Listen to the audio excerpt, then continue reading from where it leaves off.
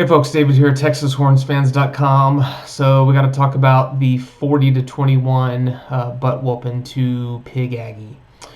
This one's going to be pretty short. We'll look at a few plays that kind of stood out to me, and also look at a quick clip that Coach Sark was talking about the quarterback situation heading into the Rice game. So, you know, overall, obviously, just a massive, embarrassing disappointment. Clearly, this team is not ready for a big time, prime time, high energy matchup where both teams need to be kind of at the peak of their game.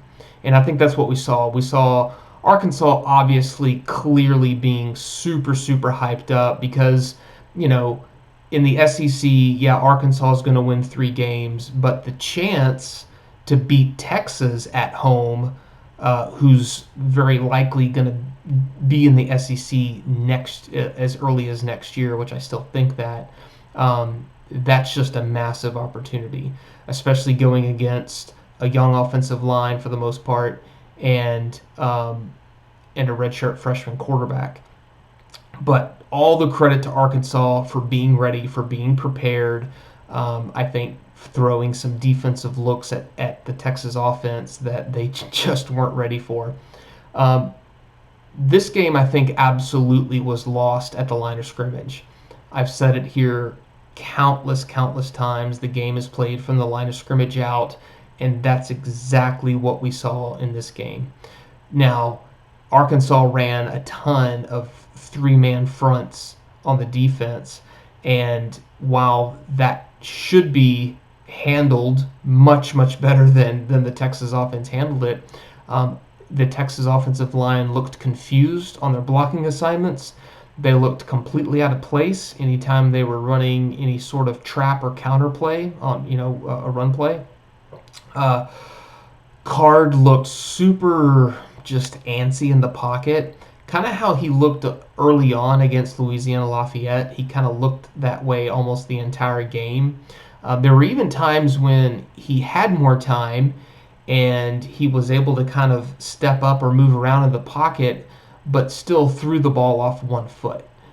We saw that sometimes.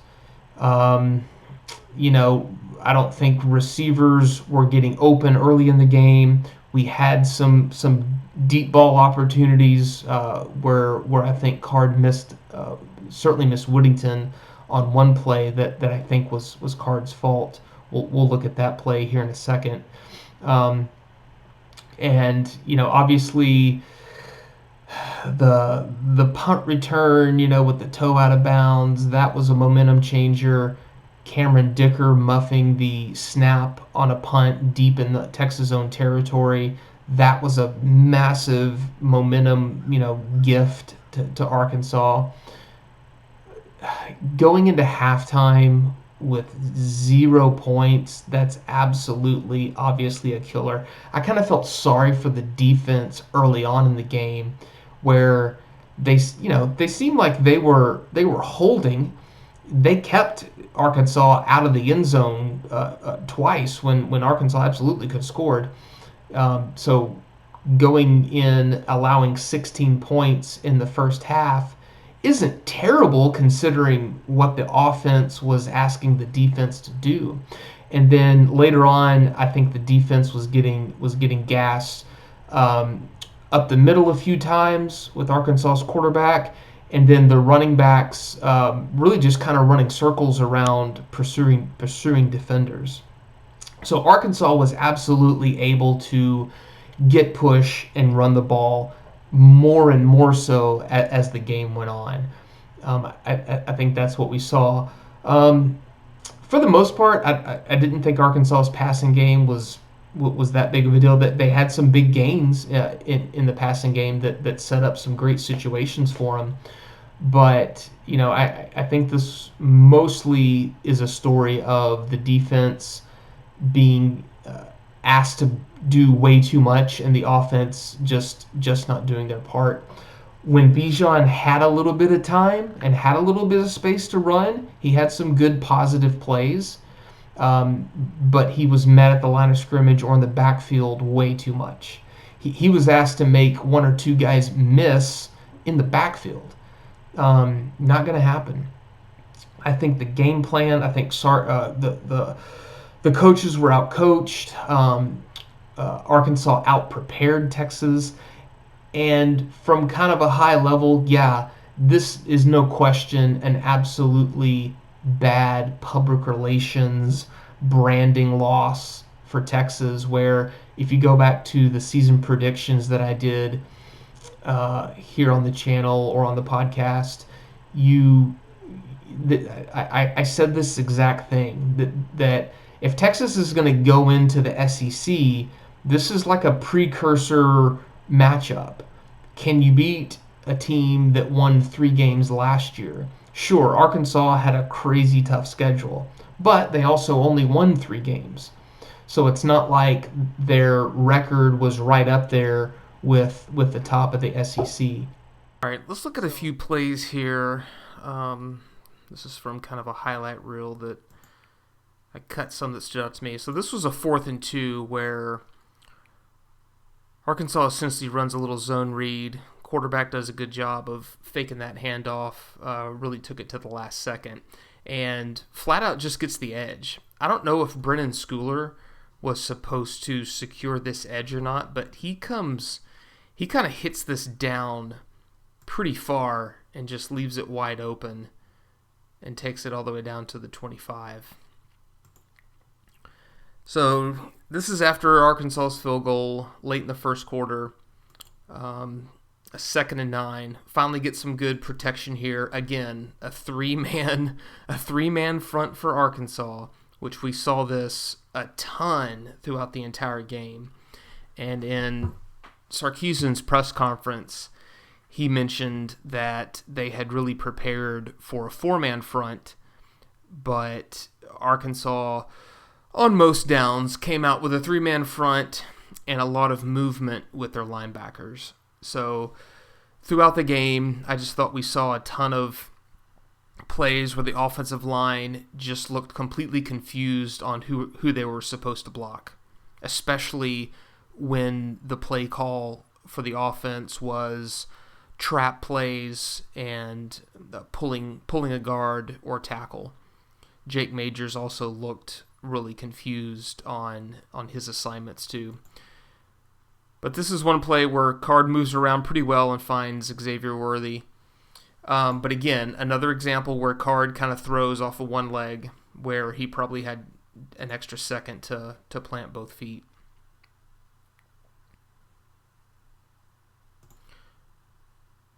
All right, so here's a 1st and 10 just a bit later. Bijan does a great job of getting the first down here, taking it outside. And Bijan had some good runs when he had time. I mean, how many times was he hit in the backfield or swallowed up right at the line of scrimmage? All right, so obviously we know what happens. Texas got gets the ball here at the beginning of the 4th, and this was the miss to Jordan Whittington. This could have been a huge play. Obviously, Texas could have taken the lead 7-3 with this play. Card runs out to the right, so he steps back up into the pocket there, and I'm sure he just sees this guy breaking through his double team. Otherwise, I think Card probably would have just sidestepped a little bit and been able to plant his feet a little better. But he takes it outside, sees Whittington beating his guy. And again, this is a 3rd and 15, so it's going to be a long pass anyway. So he takes a shot. Whittington is obviously looking inside here. The ball is thrown to his outside shoulder. A lot of people are saying that Whittington should have been able to turn around and make this catch while running out of room here in the end zone. I put this one mostly on Card. Yeah, he was throwing on the run. Yeah, he's a redshirt freshman quarterback, but you still got to make that throw. You got to understand where your receiver is expecting the ball. And again, as the ball actually comes down to be catchable, there's only about 6 yards left for Whittington to work with.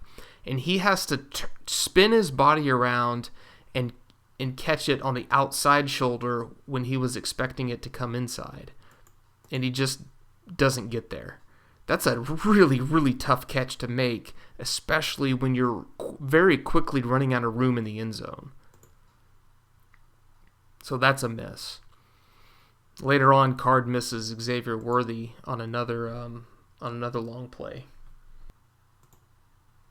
So this is a 1st and 10, Arkansas. Running back just takes it out to the left and busts a really long run. I thought early on the defense did a pretty dang good job of not allowing Arkansas, to rack up touchdowns. And they were on the field for so long, especially after the Texas offense just gets 3 and outs. But so Arkansas gets in the end zone here. Oh yeah, so here's the muff punt, or Dicker just drops the ball. And again, he's not that experienced of a punter. He can punt, but just in terms of the experience and understanding what's going on back there, this is what I really felt like was the big momentum shift of the game. You're already punting from your own 5-yard line. So this one gets blocked. He absolutely could have sidestepped this just a bit. There's really no other Arkansas player here that Dicker could have taken this, a little sidestepped a little bit. Obviously, I don't think he's gonna, being a right-legged kicker, he's not gonna try to run it in a big arc to the left, but just at least try to sidestep this here. So obviously Arkansas gets the ball at the Texas 14-yard line to start their drive. But Texas defense held, and Arkansas came away with 3 points there. So again, pretty late into the second quarter, Arkansas has come away with 13 points where, man, this thing could have been 21-0. So early on, I do give a little more credit to the defense for really hanging in there.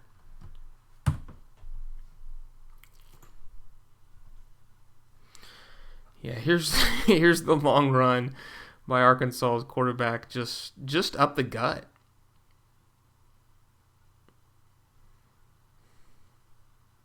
Yeah, here's BJ's interception. This was a great spot for him, basically just tipping it to himself early in the third quarter here, which, you go into halftime with 0 points, with the defense allowing 1 touchdown, and certainly could have allowed 2 more touchdowns with the situations that the offense was putting them in.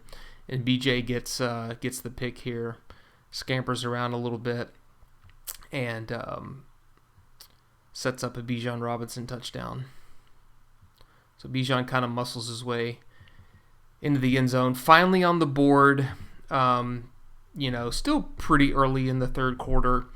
And, you got to feel a little good about, tightening the score up 9 points. But, it's not like you saw the offense go 75 yards down the field and score that touchdown. So all day long, receiver gets behind. Deep pass. Yeah, this was a really good run. I mean, he cuts it all the way back across the field to get the first down. So Arkansas comes away with a touchdown there, just extends that lead again. And, still to this point, you're just not confident at all about the offense's ability to move the ball in any significant way. So here's the next possession. It's a 4th and 1 from, what is that, the Texas 43. So everyone in the stadium knows that Bijan's going to get the ball. It's that formation. He's back there. Arkansas rushes in. I think, 4 down linemen this time, but the linebackers keying on what's happening in the backfield immediately react, and Bijan tries to kick it outside here, but this linebacker's here for that hit, and then the linemen swallow him up. Yeah, and that that face right there by Sark kind of says it all. There were times when the camera was on him on the sideline, and he looked just as confused as Hudson Card looked in the pocket. So here's the touchdown run where Arkansas running back just cuts it back, takes advantage of that block there, and takes Bijan for a little ride. BJ for a little ride. So, in like I said, you knew Arkansas was absolutely going to be up for this game because it's a chance for them to kind of show, Texas what it is to play in the SEC from a kind of from a branding standpoint.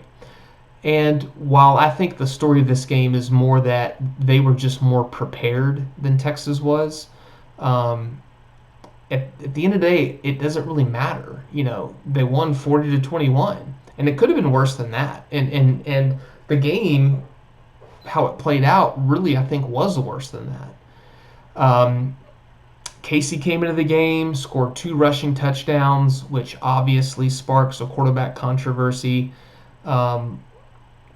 And we just got word yesterday that Casey will be the starting quarterback heading into the Rice game. Now, I know a lot of Texas fans are super pumped about that, and yeah, that's the answer, whatever. Hey, I hope Casey does great. Going into the season and the position predictions and breakdowns, I thought Casey was going to start the season as the starter anyway. So that's fine. That's great. And maybe that is what this offense needs. Maybe Casey does provide that gamer spark that the offense needs, where Hudson, I still think is a better passer, but we've seen Hudson have problems with touch. We've seen Hudson be antsy in the pocket too many times. So, yeah, I have no problem with it. I just think that a lot of surface level fans like to point to the quarterback because that's about as far as they understand. I wouldn't want to put any quarterback behind this offensive line right now. No question at all, especially the left side of the line with Okafor and Jones. They've been just absolutely atrocious. I think Jake Majors took a big step back against Arkansas. So, I hope Casey is okay back there. I kind of feel sorry for him, coming in. But if this is a good time to switch to Casey, if that's what we're going to see, I absolutely still think we're going to see Hudson Card play against Rice. But going into a game against Rice, this is a good time to make a switch. Okay? You got your butts kicked in Arkansas. You get to come back, play Rice before Texas Tech, before Big 12 play starts. So it's a good time to make that switch. I just hope we don't see another quarterback carousel like we saw with Major Applewhite and Chris Sims. Casey and Hudson are already wearing Sims and Applewhite jersey numbers, number 1 and number 11. So right now it looks a little too similar, right? And if I had to say which one is who, I would say Card is Sims and Casey is Applewhite, just in terms of their style of play, right?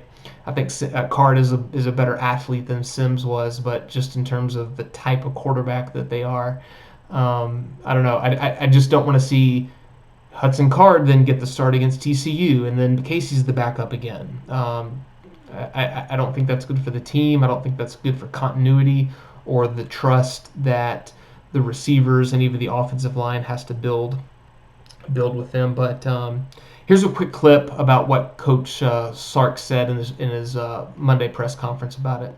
Well, I thought Hudson was a little antsy in the pocket. We weren't great protecting him early on in the game, but I thought he was a little antsy, and we missed some opportunities. The game could have easily gone a different direction than it did. Obviously, the big punt return, fumble, we're out of bounds. They get the ball instead of us getting first and goal on the 4. We missed a couple deep balls there to Jay Witt. We missed a deep ball to Xavier Worthy. And I thought Casey was really, showed a lot of poise and calm in the pocket, delivered the ball down the field. So all those things add up to, hey, this guy deserves his chance. And I feel good about it. So I still think that makes sense just in terms of what Sark has been saying about these quarterbacks, going back to the spring about the competition. He has said before that neither guy has given him a reason to not start him. So it's whoever gets the nod, it's because of positive reasons and not a reason to hold back. So, we've seen Casey, come in and make some things happen. It kind of worried me in the beginning of the season that Casey, now being in his fourth year in the program, couldn't clearly beat out a redshirt freshman in Hudson Card. But maybe Casey is just one of those guys that when he gets in the game, he just ups his levels. Maybe that's the case. He hasn't played a full he hasn't played a full game of meaningful football in a long time.